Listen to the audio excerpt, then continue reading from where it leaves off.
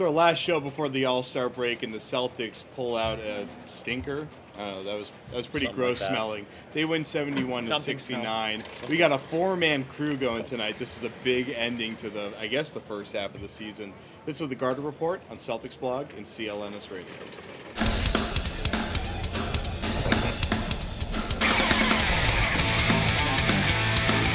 Celtics win 71 to 69. This is the Garter Report.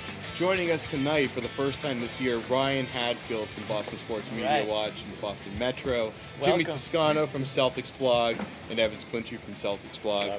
My name is Jared Weiss from CLNS Radio. I'm so excited. We're gonna show you so many videos because we're just so excited about it.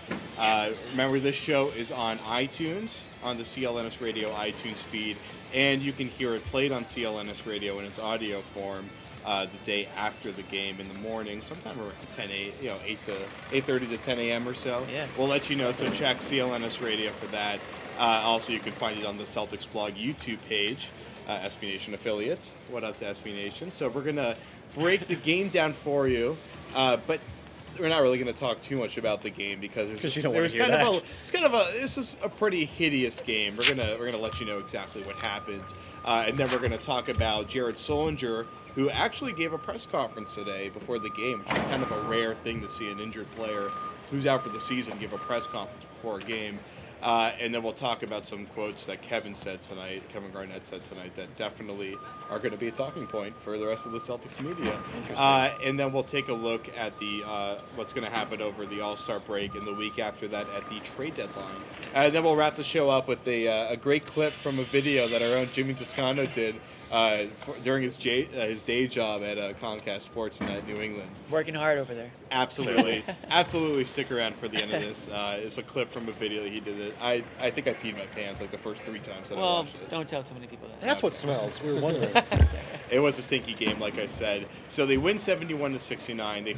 They hold the Bulls below 70 points in this game. Do that. Doc said after the game that in these last games before the All-Star break, you have guys that are tired and guys that are already in the Dominican Republic. So This was kind of one of those checked out games. Hattie, we'll start with you. It was 19 combined points for the Celtics in the second and third quarter. And then the fourth quarter, they kind of explode there. Some huge plays from Jeff Green and Jason Terry. Right. I mean, there's not much to take away from this specific game besides the fact that the Celtics are now a Kemba Walker jumper away from being 9-0 without Rajon Rondo in the lineup. But, I mean, they shot 8 of 39, 20% in the second and third quarter, like you said. But they still won the game, and I think in large part that was due to the Bulls' 20 turnovers, only 27 baskets, and the 6 turnovers in the fourth quarter. Kind of fell apart there in the end. I think there's a lot to like in the fact that what Doc said, a lot of guys kind of check out at this point, but they mentally tough team, as the Celtics always kind of say, and they pulled out in the end. So, now you care about what we think. I do. Oh, okay. I thought we'd go roundtable at least. You want to go roundtable for a ahead. second? Yeah, I mean, I think, look, it was almost like 2 separate games. It's the first quarter and the fourth quarter, and the second quarter and the third quarter. I mean, but you got to take the good with the bad. I think the Celtics showed up when they needed to. I was impressed with the way they kept the energy in the fourth quarter because we saw them just fall apart against the Bobcats. The last time out, they had the lead late in the game, they gave it up. Well, it's the same thing tonight. They had a 5-point lead with I think a minute and a half left, and they pulled it out. They won it, and I thought it was almost poetic justice that Jason Terry had the block on Marco Bellinelli, because we all know how the last game against the Bulls ended. Bellinelli hits the fadeaway impossible shot over Terry, and Terry said after the game that he had this game circled in his calendar because he was so upset at the way it ended, and watching it on SportsCenter and seeing that shot going over him. Well, he came up huge tonight with that block, and I just thought it was great to see that happen. Right, Evans, Jeff Green play of the game. You have the reverse dunk. You have that amazing two-handed over-the-head outlet pass, and then you have that block. I mean, there were a lot of... How many blocks? Were there a couple blocks from him? 2 blocks from him. 2 blocks from him. I mean, what was the biggest crazy play from Jeff Green in that fourth quarter? You're giving me the Jeff Green question? Oh, I was not prepared for that at all. I mean, Green had a nice dunk, right? I don't remember. I'll pass on the Jeff Green question. But is this really crazy to say that? I don't even think the Celtics played that badly in the second and third quarters. Because, I mean... A little bit crazy, that's yeah. pretty Offensively, crazy. they played The bad. numbers were not good. 11 and 8 points, respectively, in quarters 2 and 3. That's but a historically low output. their execution was not that bad. Their ball movement was not that bad. They weren't turning the ball over. I think just shots didn't fall in. Like, how many times did Kevin Garnett square up that jumper from 18 feet out that was just his shot and it just rimmed out? Like, how many times did Paul Pierce or Jeff Green or whoever else just not hit a shot they normally make? I think it was just a case of, the Celtics, they weren't scoring and they weren't getting discouraged, though. Like, you saw guys that's like the big thing. Guys like Brandon Bass and Jeff Green, guys who are role players who get discouraged when they're not playing well, they stuck with it and they kept shooting even when things weren't going too well for them. And so, I mean, the biggest play for me, I don't remember what it was, but really just the fact that Jeff Green and Bass and guys like that didn't get discouraged and just kept taking their shots, that was impressive to me. I mean, it's just kind of their general mindset. There were a couple weird moments. I mean, Jeff Green had the reverse jam, and I mean, I think that was kind of an impetus to set up the fourth quarter run. As badly as this game was played, the Celtics played pretty well in the fourth quarter, and KG, I think to put them up on that baseline jumper that Brandon Bass set him up with, that play took 23 seconds off the play clock. They were up by one at the time, and it was brilliantly executed. And that's kind of ironic given how they were executing the rest of the night. So it was kind of there were a lot of highs but a lot of lows, and I think that we're dwelling a lot in the second quarter. But as Jimmy said, the first and fourth quarter, the Celtics executed pretty well. And I thought that last play really summed up this team as of late. I mean, on that possession that KG hit the baseline jumper, every player touched the ball. There was about 3 or 4 different times where you thought they were going to shoot it, and you were almost like, shoot the ball, and then they made a pass, and they made another pass, and they actually, give them credit. They found a great shot by KG. Like I said, everybody touched the ball, and I'm not sure a month ago that would have happened. So, I mean, you gotta really look at a play like that and say that this is where this team is at right now. And let's talk about where Brandon Bass is at. We're gonna do Baller of the Night differently tonight. I think we all agreed that Brandon Bass should be the Baller of the Night. So we're just gonna really just break it down all around with him. But first, let's hear what Brandon had to say after the game. When on that play when you got the steal, the little spin move and dunk, how confident are you bringing the ball up like that and making those moves? You know what? Before I start doing my routine, I always do a little ball handling, just in case. I might, tomorrow I might need to do something. So I got it. We've seen some big guys bring it up, and it doesn't go so well. Some big guys try to bring it up. I'm just glad mine went well tonight. So I asked Brandon on his drive where he did the spin move, was that spin move premeditated? And he said, "Oh no." I was like, "Oh crap! I gotta do something here," because he was dribbling down the court in the middle of the court, and he had a one-on-one opportunity. I think most of us were watching that play, going, "Oh, he's gonna try to do a crossover, and it's gonna be stolen from him." And then he pulls off a pretty good footwork spin move.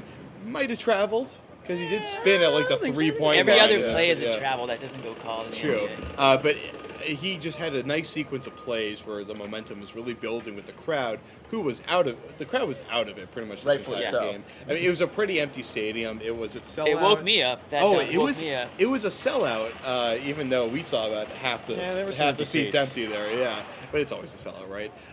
But the crowd wasn't really into this game, and obviously the team wasn't really into this game until Brandon went on that string of big plays. The crowd was cheering for Bulls turnovers, just not for any baskets. It was just like every time Joakim Noah would drop the ball out of bounds, the crowd would go nuts. But actual scoring, there was none of that to applaud. So. What I was really impressed with about Bass was his energy on the rebounding, especially offensively. I mean, he didn't necessarily grab them all, but he was in there on a ton of them, poking the ball around. The second chance, giving it an extra effort that we didn't see from him or from everybody else all season. So that was really good to see.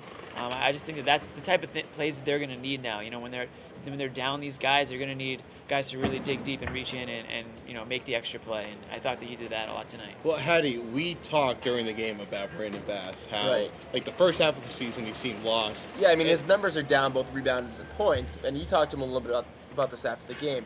Avery Bradley called him one of the best mid-range shooters in the league. Yeah. And that shot's not falling for him as frequently as it was last year, but you could see it in his face tonight. He's very gregarious. He's usually pretty reclusive, but tonight, in the locker room after the game, he's very happy, and rightfully so.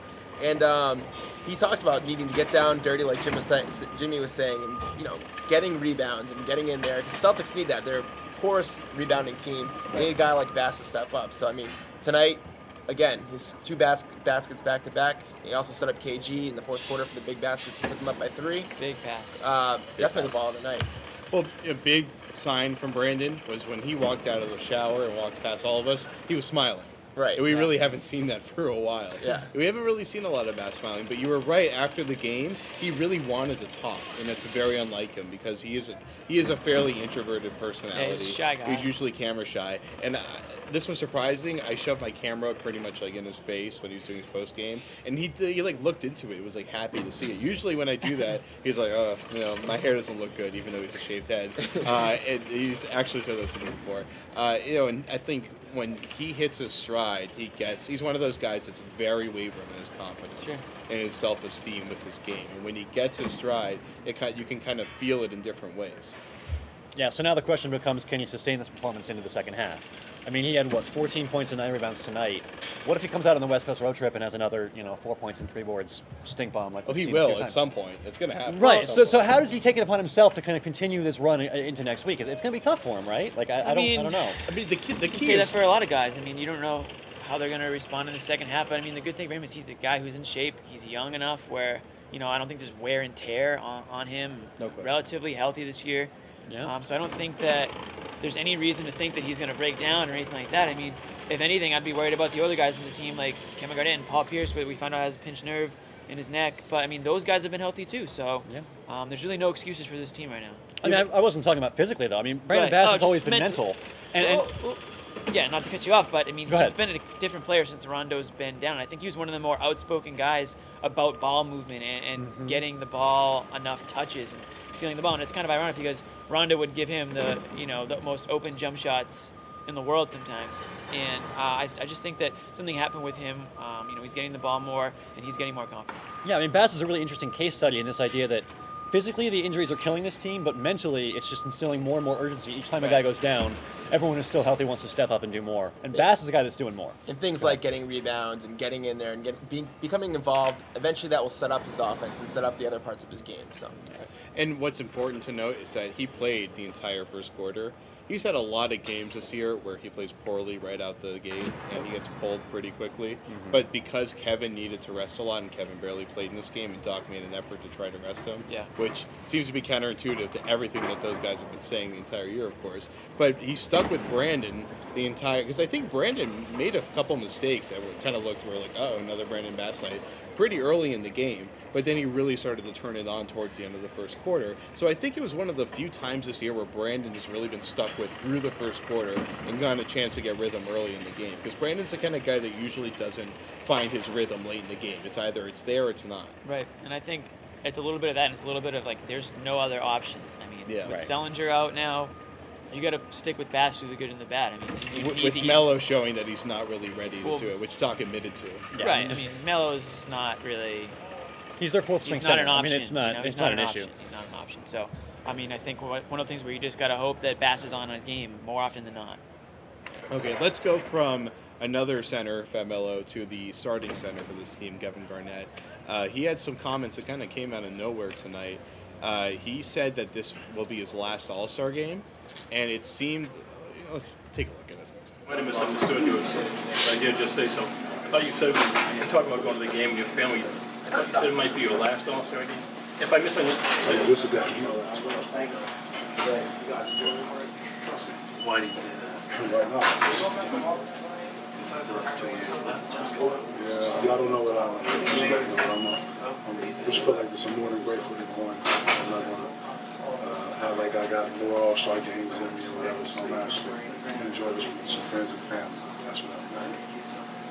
So KG hinting, it's kind of unclear there. Is it his? Let's put on our detective beards here, or stubble for these two guys on the other end. Yeah.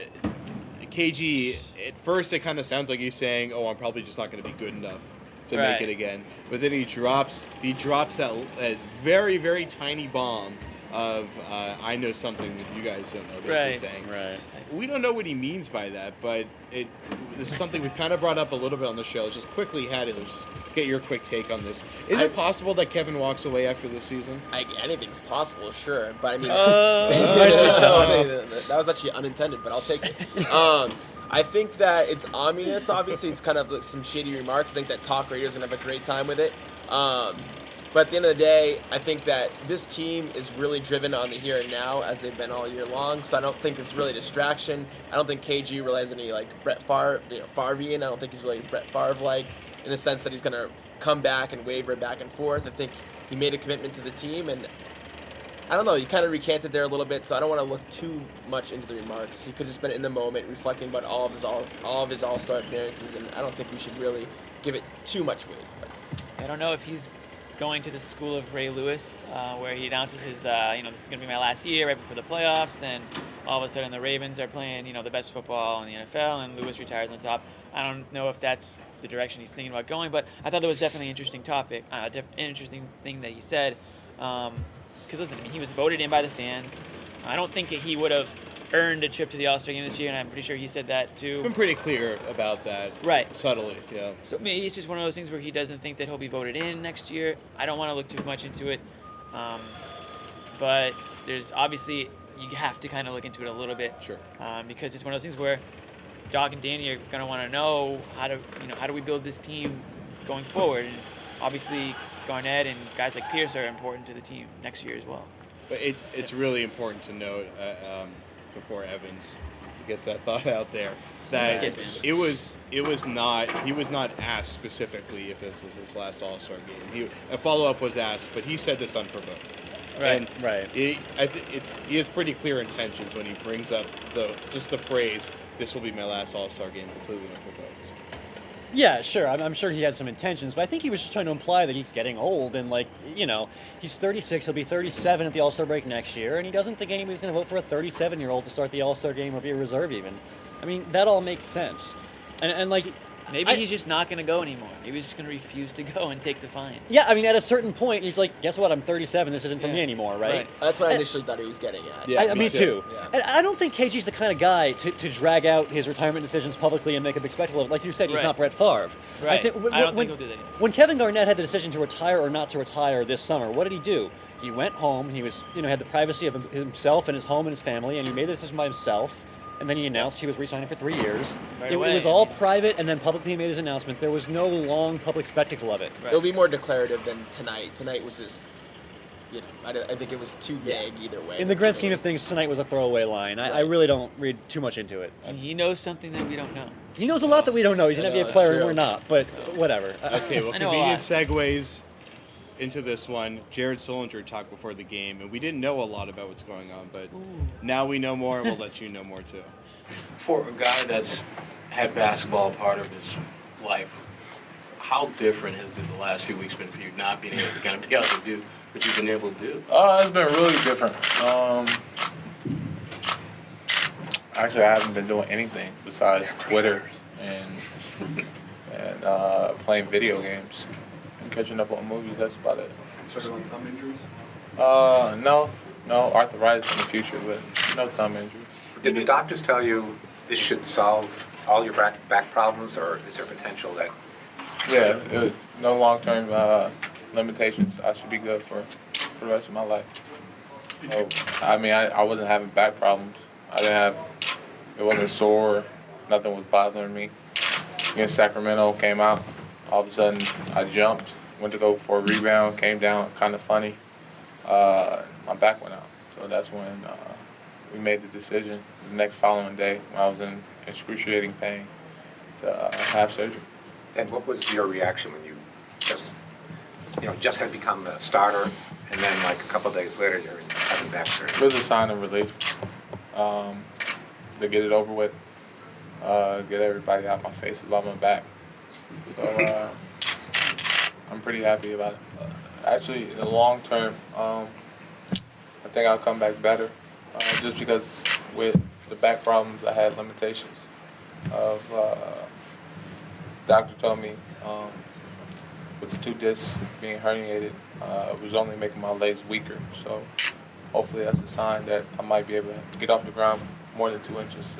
So Sully talked for almost 10 minutes before the game. That was pretty rare to see a pre-game injured guy press conference there. But some pretty fun tidbits. I asked him afterwards what video games was he playing. He said Call of Duty, Madden. He kind of trailed off as he said it. Just walked away. Yeah. I asked him while he was walking 20-year-old. into the locker room, and he just kept listing as he closed the door. It was pretty funny. So yeah, he plays a lot of video games. What's he gonna do? What's his gamer tag? We're going to play a video game called Trade Deadline Special, where we're going to do a 2-minute trade deadline special right in the middle of the show, because we're not going to see you again until March 1st after the trade deadline.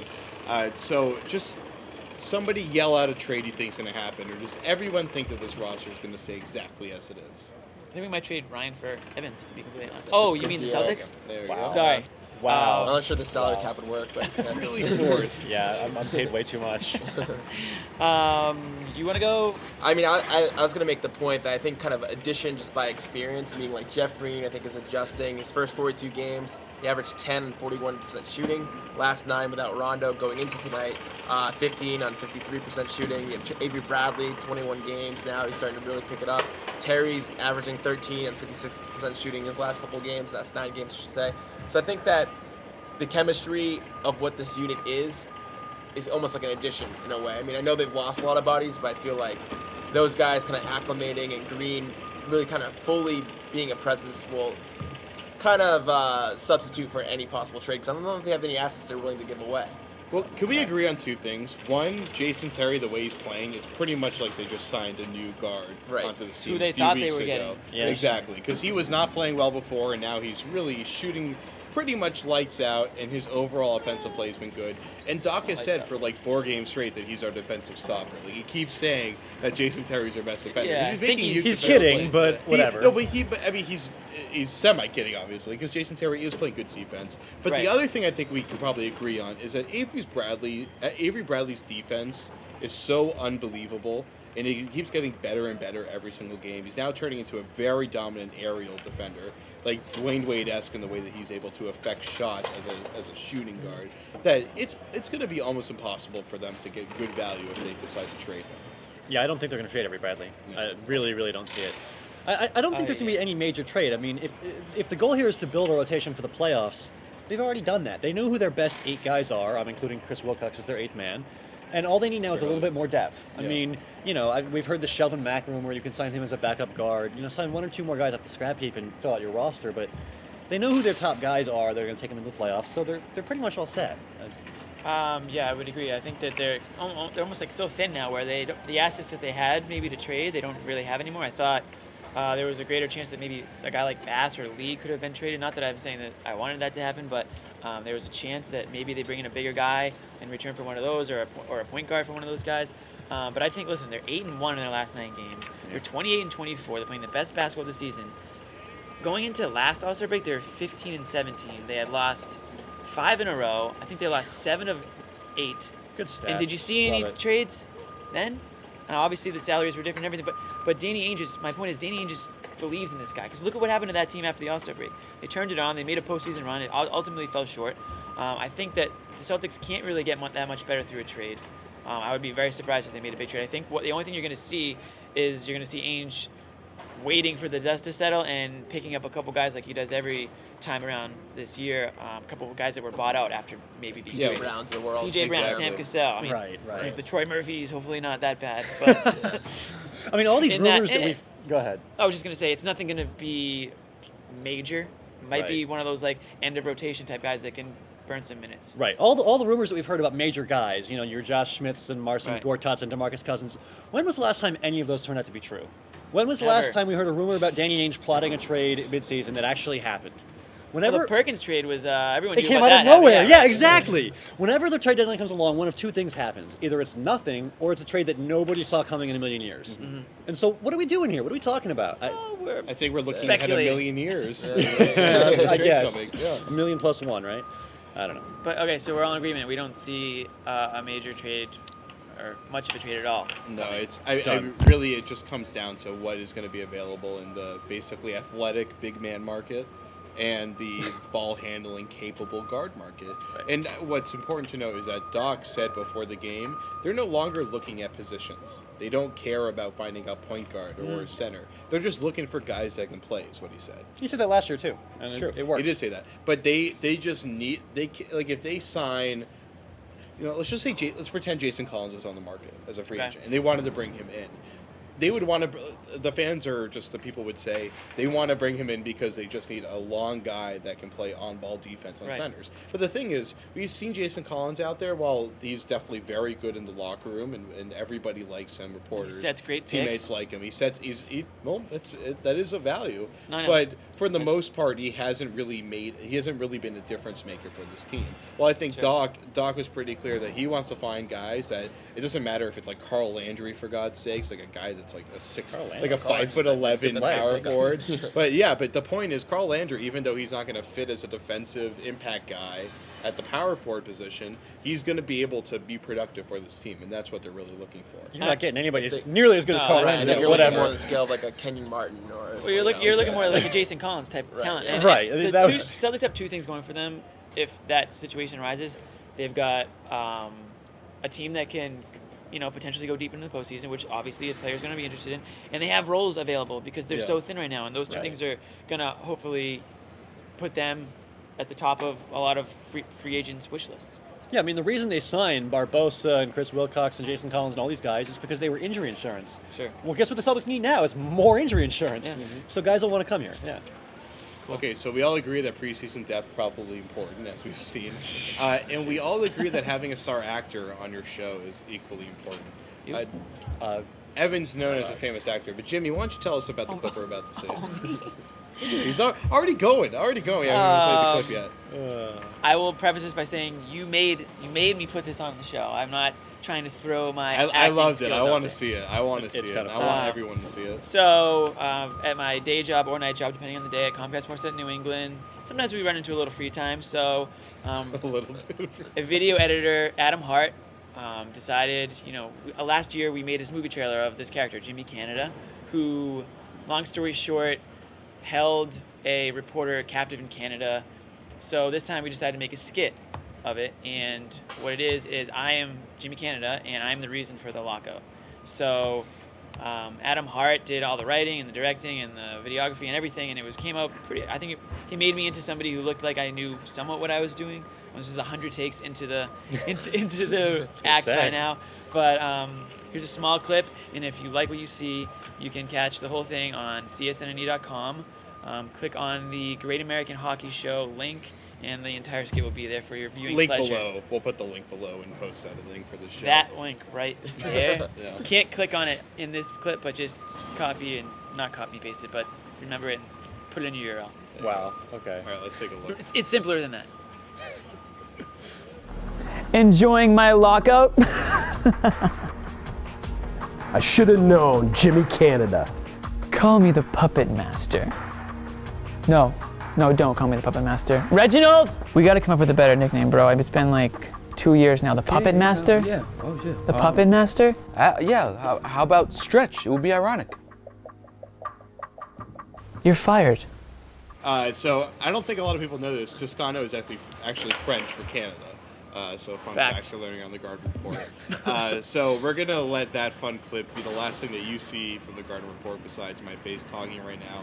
For 2 weeks, as the Celtics go on the road, we'll be back March 1st on Friday against the Golden State Warriors. Might have some friends from San Francisco, Oakland area coming, or Bay Area, as some people know it as, coming on the show. Really? I want to thank You didn't run Brian this by me? Hadfield, or Hattie, as I like to call him. The only person that calls me that, for the record. Exactly. The only person. Am I really the only person that calls it's you really that? weird, but I let you go with it because I can tell it puts a smile on your face. It does. You see this right here. So Hattie, Ryan Hadfield, Thanks. Boston Sports Media Watch, Metro, old colleague of mine at WEEI.com. Thank you for coming on to the show. It's great having you here. This is his first game of the season. He hasn't been here since last year. Air handshake for you, man. Jimmy Toscano, popping cherries left and right. And Evans Clinchy. Both of these guys come from Celticsblog. Things are getting weird. My name is Jared Weiss. We'll see you in 2 weeks. Have a great All-Star break. Have a great trade deadline. We'll see if this team even still looks remotely like it They right will. now. They probably will. Garden Report, Celticsblog, CLNS Radio. We're out.